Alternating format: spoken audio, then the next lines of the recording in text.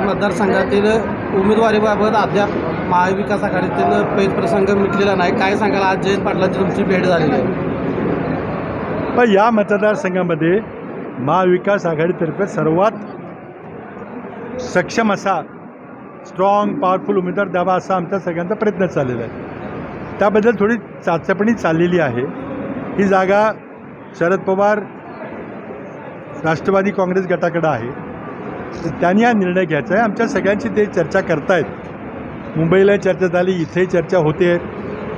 पण आता निर्णय लागेल तेव्हा लागेल. तोपर्यंत तालुक्यामध्ये आम्ही हे मेळावे घेतो आहे.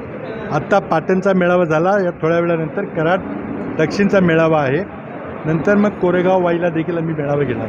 या सर्वांमध्ये सक्षम उमेदवार म्हणून सध्या तुमच्या नावाची चर्चा आहे आणि तुम्ही उत्सुक आहात का या निवडणुकीसाठी? बघा, उमेदवारीबद्दल मी बिलकुल काही बोलणार नाही. याची चर्चा आमची चालू आहे. आता ही चर्चा अर्थातच बंद खोलीत होणारी काही व्यासपीठावर करता येणार नाही. मला खात्री आहे की या मतदारसंघामध्ये यशवंतराव चव्हाण यांची कर्मभूमी असलेल्या मतदारसंघामध्ये आत्तापर्यंत लोकसभेला कुठल्याही जातीवादी पक्षाचा उमेदवार कधी यशस्वी झालेला नाही. ही परंपरा आम्हाला कायम ठेवायची.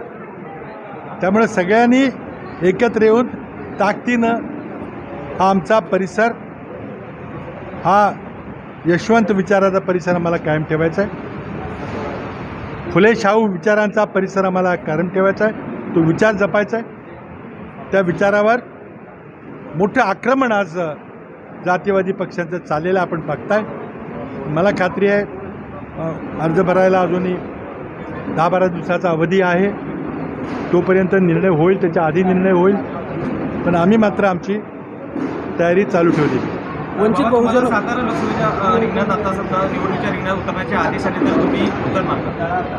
बिलकुल उमेदवारांच्या बद्दल काही चर्चा जाहीरपणे करू नका. त्याबद्दल आदरणीय शरदचंद्रजी पवार जो निर्णय घेतील तो महाविकास आघाडी, राज्यातली महाविकास आघाडी मान्य करेल.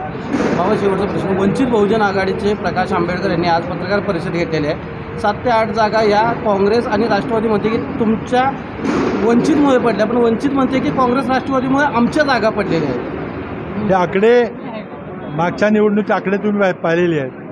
काँग्रेस, राष्ट्रवादी आणि शिवसेनेला किती मतं पडली, बहुजन विकास आघाडी आणि MIMला मिळून किती मतं पडली. त्यामुळे कुणी कोणाच्या जागा पडल्या हे स्पष्ट आहे.